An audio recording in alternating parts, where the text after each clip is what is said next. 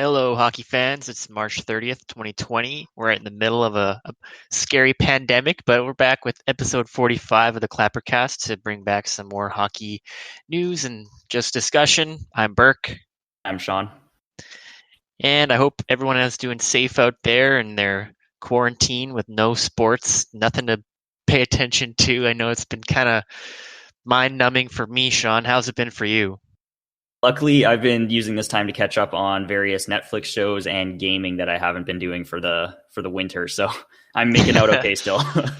Yeah, there's always a little bit of stuff that you can always like fall back on. Luckily, gaming is one of those things. I know for those of people that have cable, NBC, Sportsnet are showing some games from the past. I watched one of those. It was the I guess it was conference quarterfinals from 2011 when the Canucks played Chicago in Game 7.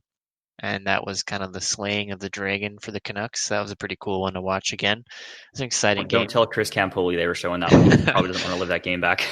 Yeah, the little flip that got caught by Burrows was a Oops. great play. Yeah, I mean, it's been what now, about almost 2 weeks since Yeah, I want to say 2.5. since the NHL ceased the season I believe it was March temporarily. 12th they shut down. They shut everything down. Yeah, so shortly after our last episode, I mean, everyone's probably up to date on that now, but scary times. Pretty much every major sports league has, shut down operations for the time being, essentially. Yeah. Started with the NBA. Yeah. I think then Just the Rudy NHL was Gobert got next. the entirety of North American professional sports shut down, basically. Way to go. Way to go. What a cool guy. It's an That'll impressive be achievement. I didn't know who that guy was before, but now that's the only thing anybody Oh, yeah. is ever going to know him for who's not a He's going to basketball live on in fan. So, infamy. yeah. Yeah, it's going to be um, a great name for himself. Just, the COVID-19 guy. Um, Basically. so that's a good thing for him. But yeah, so like every other sports league has kind of, you know, followed suit. NBA was number one. I think the NHL did it the day after. Yeah. MLS did it. Yeah. Um, Yeah, the NBA did on a Wednesday uh, night during that game that Gobert was sitting out or going to sit out because he was sick. They canceled at that game. Then the next day, like all of the other leagues started talking about it. The NHL rumored or either rumored or announced it the next day late in the afternoon. right. I Right remember before they were the kind games of would have having a started. lot of discussions, and Yeah. there was about a day there where we didn't know what they were going to do. Um, NFL has stopped like training camps and stuff. Mm-hmm. MLB has pushed opening day and suspended Grapefruit League. The XFL Yeah, just straight up canceled the season.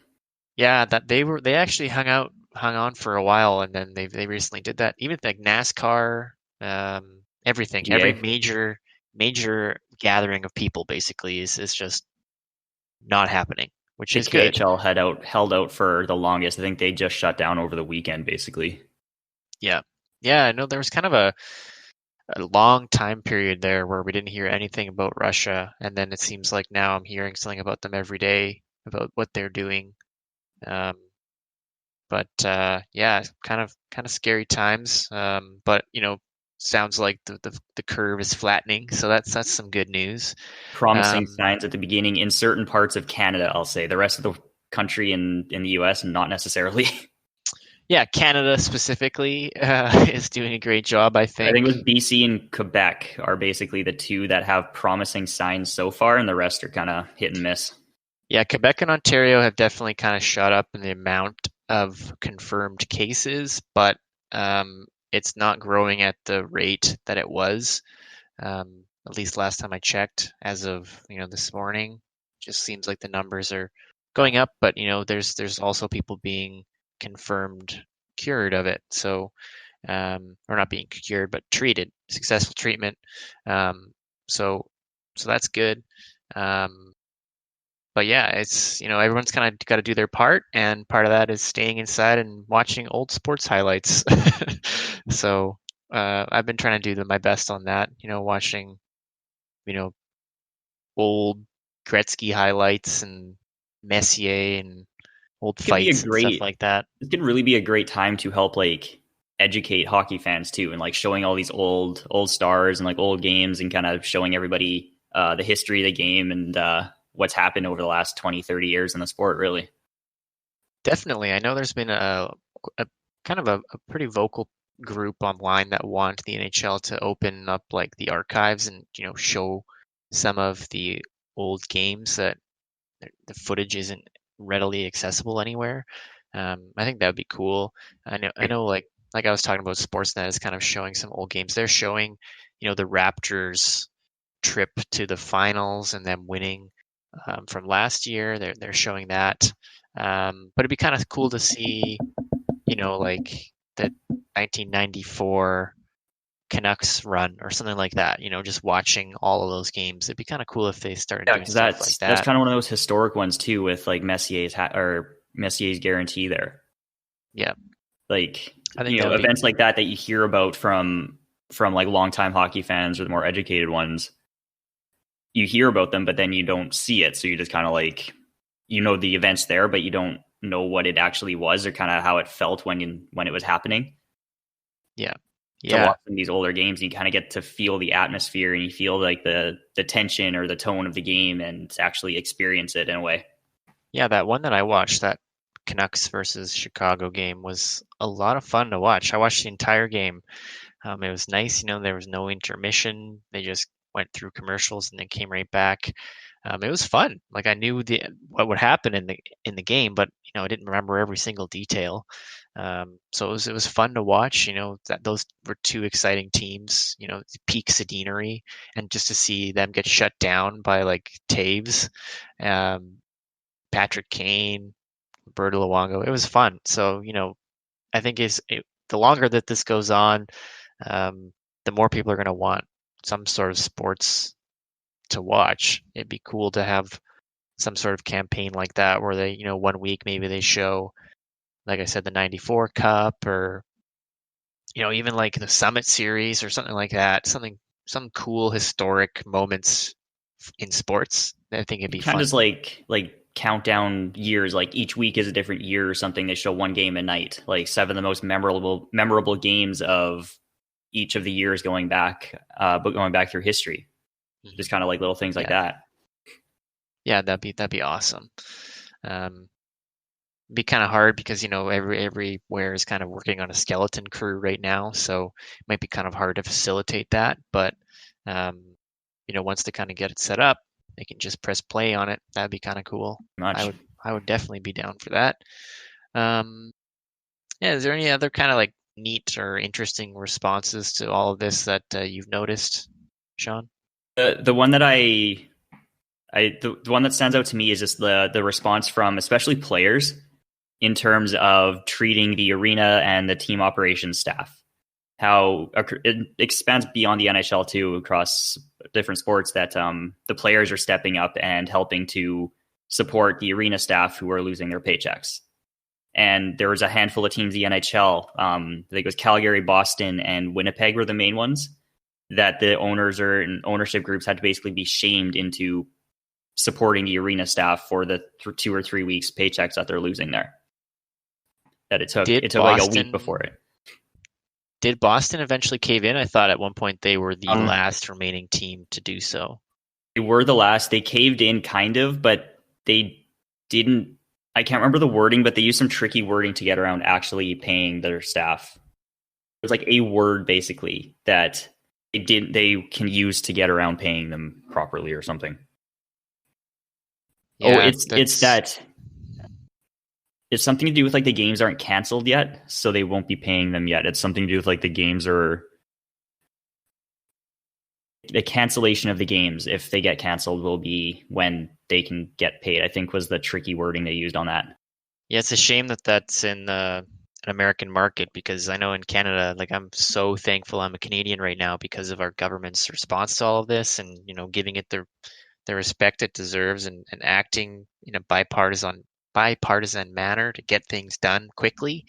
Yes. We've got like the new Canada Emergency Response Benefit. So even if some of those arena workers weren't getting compensated by the team, they would have access to this alternative to employment insurance that they normally wouldn't qualify for in this crazy time. So it's awesome. They can probably double up. They can probably get topped up by the team and still apply for this to be able to survive and pay for food and rent and all that. When in the States, it's just nothing basically. So it's a wild time. I'm very thankful that I'm in Canada. Yeah. It's a weird time. I don't want to get too political on this, but man. Well, not to mention too, like, our health insurance and healthcare is not tied to our job. So if we get laid off, we still have health insurance and health coverage. Well, not insurance in terms of like prescriptions and stuff, but coverage and the ability to go to a doctor or the hospital. Basic coverage, yeah. Yeah, true. So, hoping everyone stays safe out there. Doing their best to flatten the curve and to limit your exposure, especially if you have no access to things like that. It's super tough for people who. I feel like the people who are going to be impacted the most by this are the people who, unfortunately, are hovering by that poverty line because they don't have, the savings to make up for it. It's gonna be a tough time. Um, really worried for a lot of people that I know. It's yeah, and like that's scary. That's the huge one when the league shut down when they did, and there were still people saying, "Oh, we'll just play with no fans." There's so many people connected to the people that are involved that they might be fine, like the players might be okay, but they might have families at home, or maybe they're around their parents a lot who are high risk, or maybe they have, say, Max Domi has diabetes, and that's like a major risk factor for it too. So all of these like other conditions and family members and all those other factors make it even playing with no fans, you still have a lot of people traveling and gathering together in close proximity in that building on frequent basis, that it's just like it just facilitates the spread of it. And we see how like contagious it's been across the sports leagues with just like the one player in the NBA transferring it around to a variety of teams have tested positive, and they've kind of all linked them together to the one index case or whatever in the league. And even how it's spread to the NHL, because apparently it was either like an arena worker in San Jose had it, and then two teams, the Senators and the Avalanche, that have said there's confirmed cases on the team, both played in San Jose in early March. Within a couple of weeks, they've had players test positive for it. Do you know if the Senators are linked to that same case? Because they've had a couple players that have. I believe they did play in San Jose in early March. Oh, there you go. Yeah, I think the NHL is good that they acted early, because I know initially they put a limitation on players to stay in the city that they are employed in, but eventually they told players, okay, go home now, and then they were able to do that before all of these things like travel bans and border controls and stuff were in place. So they allowed people to kind of get home and get into a place that they were comfortable staying. Because I saw like in the MLS, there's like players in like Vancouver, and they're just locked in a room with like a roommate, and there's just two of them in there, and they're in a hotel. Yeah. And so do they even speak the same you're language? away from your family in a different country, and you're locked in basically a hotel room for who knows how long. Like that's scary. Yeah.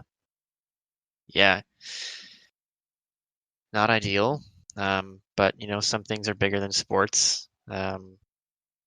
So just doing our best to get through this. So that being said, right? We don't really know a timeline on when everything will, return to normal. But there's already been a few proposals for what that would look like for the NHL. Um, there's ideas of like a giant round robin playoff, returning to an abridged regular season, or playing the entire rest of the regular season and extending the date even up to like right before training camps would normally start. So I wanted to ask you, Sean, um, say this timeline looks like, things are kind of coming back to normal by the 1st of June. What would you think would be like your ideal scenario as a fan? Personally, I would do like what are they talking about, like a 1 or 2 week training camp to get people back into a little bit of game shape, and then I would personally go straight into the playoffs because I'm looking forward and I want to it'd be nice to give the players like a little bit longer of a time of an off season between the end of this season and the start of next one, because it's going to be cut pretty close already. And if you do the rest of the regular season, you're pushing like an extra 2-3 weeks, and that could be huge when you're basically finishing this season in like the end of September, doing the draft and free agency, week off, 2 weeks training camp again, and then right back into the regular season for next year at like the beginning of November. So if you can give them a couple extra weeks like in September or October and only push the regular season back 3 weeks, like moving forward, that's probably the best call. And then it also, it gets us into playoff hockey right away, right? As a fan, you want to see that right away. You've got the teams, they're all going to be pretty much 100% healthy by that point. Like a lot of the major injuries are going to be healed, and they'll be able to train up a little bit and get ready to go. I can understand the players, like they'd want some time to find their game form again, and just to kind of build up some momentum and build up that kind of passion and intensity leading into the playoffs. But I'd go straight to the playoffs. I'd base the standings on points percentage, to be honest. They're all the teams are within 3 games of each other. If they want to do something where they have all the teams at least at the same amount of games, you could have like a 3 to 6 game finish up to the regular season, gets everyone to like 74 games or so, and then into the playoffs. And then you have everyone at the same amount of games, and there's no arguing over, if we had played the same amount of games as this team, we would have made it, and stuff like that. It's like you played the same amount anyways. Yeah, I think you have to at least allow teams to play the same amount of games before we jump into playoffs. I think that's the bare minimum. Yeah. Whether you extend it past that or not, I think that's the real question. I would like to have a full-length regular season just because of selfish reasons and because of things like I want Ovechkin to pass Gretzky and things like that. But I think the reality of the situation will be some sort of shortened season, because you have to consider too, like the longer that we go for a playoff run. So say, playoffs goes to the end of summer. That's really going to penalize a team that goes deep, because they got to start right back up again. They have like a 2-week turnaround between everything. The common timeline that I see is talked about the most is, and very optimistically, restarting the training camps at the beginning of July for a couple of weeks, run the rest of the regular season to the end of July, playoffs in through August into like mid to late September, and then draft and free agency right after, 2 weeks off, 2 weeks training camp, start the regular season again in beginning of November. So you have like a month between the end of the cup final and the start of the next season. Yeah, I think that's doable. Have you seen anything where they've proposed, like, rather than a best of 7, it's like a best of 5, or even like best of 3 or anything like that? I've seen the best of 5s proposed for the first 3 rounds and then go back to a best of 7 for the cup final. I wouldn't be opposed to that. It kind of cuts kind of more like a baseball. Down. Yeah. Right. Yeah. Okay. Yeah. I could get down with that. I think that would be a fair solution to kind of cut down on, the slog of making it through playoffs in summertime too. It's going to be shit ice no matter what location that you're playing in. The ice is going to be brutal. Yeah, Whether you're in, those be playing field hockey. Tampa or Montreal or whatever. Montreal's not going to make it, but If they make it a Toronto, 2014 whatever. playoff, they might. Yeah. Poor Detroit, still not making it. Could you imagine if they made like a 31 team playoff, every team makes it, and Detroit just goes on an absolute tear and makes it to the final or something? That would be the best. It would be that would top the Blues by far. That would be even better than the Blues. But yeah, it brings up an interesting point. Is there going to be like an asterisk next to this Cup winner if it does come back? It's always going to be kind of a black eye on this Cup win. Is like, well, this team was rolling before the coronavirus, and they really would have given you a what for in the playoffs. I think it's going to be a real like talking point amongst sports fans is when all of this comes back. I did see the start of discussion on that around Philadelphia, because we had talked about this in our last episode that they'd been hot right into the suspension of the season. And they're kind of poised to have a decent run this year with the way they've been playing. Yeah. Yeah. It's there's a few teams out there who are going to benefit, with having injuries and things, like Steven Stamkos was out long term. There's all sorts of players that have had a huge Pittsburgh's going to be able to get some of their players back before they get injured again immediately. Like Colorado, McKinnon had missed a couple games. Mikko Rantanen was out. Grubauer was out. So there's a lot of good teams that'll benefit from this break, but everyone's going to have to blow the rust off. But the good news is that every team is going to kind of start on the same page. Yeah. So that's kind of one argument against that asterisk, is that like every team's in the same situation. Yeah. So it's kind of, you can talk about the asterisk, you can talk about, we were doing good before, but like every team is in the same situation here. It's not like this one particular team got screwed over more than the others. Yeah. Yeah. Although I think if the playoff series length gets affected, then people will always talk about, well, if that was the best of 7. We were only down 3-0. If that was the best of 7, we could have come back. Yeah. You can't ever prevent that sort of stuff. Right. So I mean, it's going to be a real discussion on what that looks like if we even do come back. Yeah, like I said, I think July is the optimistic timeline, and that's like based off of the timelines that we're seeing just about the progression of all of these events. Like that's very optimistic, and then you also have to consider you don't want to start it up again too soon, because then you're risking making it come back like in that second wave that's going to be way worse than the first one if you just get everyone in arenas again and traveling way too quickly. Yeah, and I know sports fans are degenerates, so they would for sure buy tickets as soon as they reopen it. But yeah, it's not going to be a safe thing to do, is to get large gatherings as soon as people have spent time only inside. I mean, even just for coronavirus, like not even just for coronavirus, but for anything else, like you've been in your bubble, in your apartment for so long, the worst thing for you to do is to just go out into a mass gathering. Same deal as like every September when kids go back to school and like every single person and parent gets sick at once. Yep, for sure. Just like January when everyone's coming back from like Christmas break at work, everyone comes back. Oh, it's cold and flu season. Yeah, because everyone's been off and now you come back and you're getting sick because you're around people again.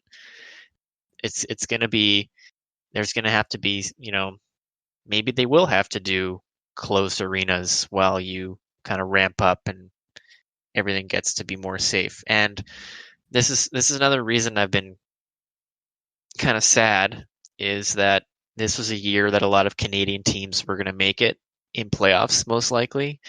And, it's not doubtful, but still questionable if the season's even going to continue. And it's looking now like Canada is in such a better place than the United States to recover from this. And, these Canadian teams are probably going to be waiting for the US to be cleared, which won't happen very quickly, I don't think, based on how things are going. So it's going to be Entire really playoffs sad. get played in Saskatoon. Yeah, just open up Nunavut, Yeah, there you go. Play on some permafrost, get up there. Neutral site, no home ice advantage. Everyone's good to go. Yeah, no fans, just televised everything. Oh, it'll be just like the World of Chell mode on NHL 19 and 20. Play out on a frozen lake. I checked this morning, and there was still 0 confirmed cases in Nunavut. So that could be our, Garden of Eden. They did, however, I think they closed their roads off, so they're not letting people in or something. There's roads? I didn't know they had roads. I thought they just had snow and ice. It's just the packed down snow of snowshoes walking over top of it. Yeah, the snowmobile highway is closed, so no entry. But you know what I mean? Like, it's going to be sad because all these Canadian teams are doing so well, and now it's like, oh, well, that season never actually happened. It's going to be sad. And another thing is that all of these rental trades from the trade deadline are basically meaningless right now unless players re-sign. There's been a lot of we're going to have to reevaluate a lot of those trades because it's like, did you give up too much? It didn't look like it was going to be too much, but now you only got whatever 6, 7, 8 games out of somebody. Yeah, I don't think it's fair to punish or penalize the opinion on a trade because of what happened. Like, this is kind of an extreme circumstance. So no, it's like, I don't want to punish them or whatever, but it's like you're going to have to reevaluate the balance of that trade, like the Tyler Toffoli trade, right? Yeah.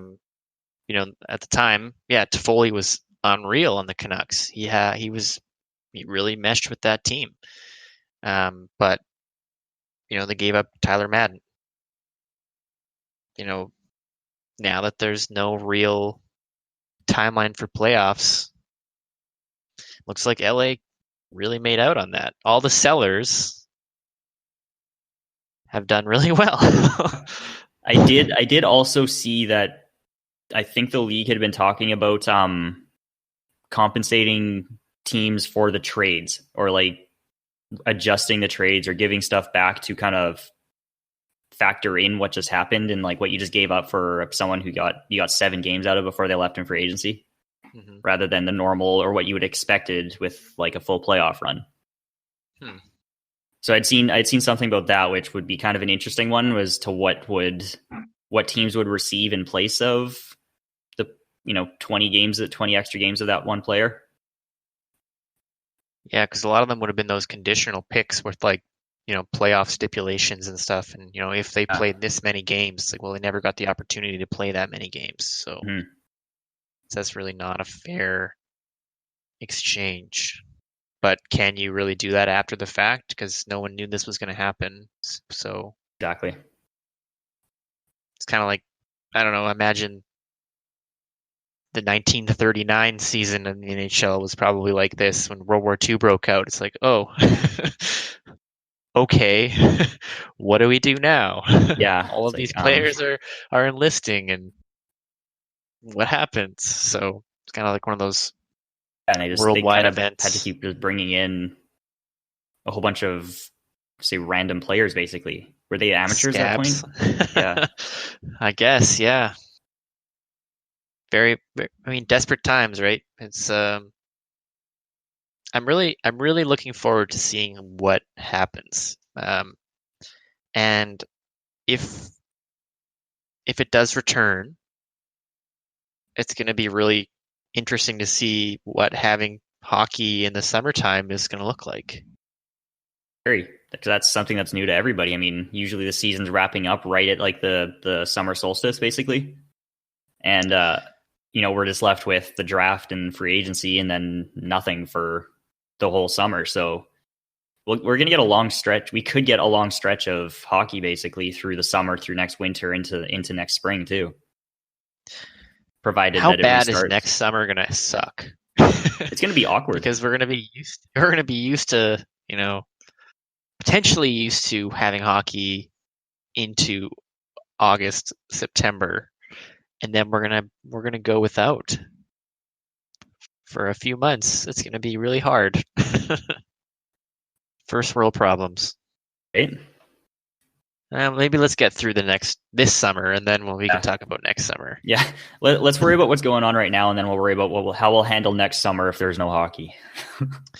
I'm just a future forward thinker, Gotta keep looking down the road. Plan ahead, know what's coming. Got to be prepared. That's what gets me through today.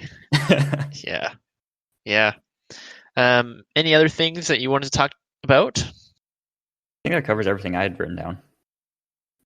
Been a weird time. Lots of interesting player interviews happening right now, and you have players saying that they're bored and they got nothing to do. A lot of players are gaming now. Yeah, lots of streaming and gaming with fans, which is kind of interesting. It's a new level of fan interaction we're not really used to seeing, so it's kind of cool. Yeah, lots of downtime. I think that about wraps things up for this week here on Clappercast. If you enjoy what you're hearing, make sure to spread the word around with your family and friends. Keep up to date with the latest content. You can follow us on Instagram at Clappercast Media or on Twitter at Clappercast. Thank you all for tuning in, and we'll be back next time with more hockey talk.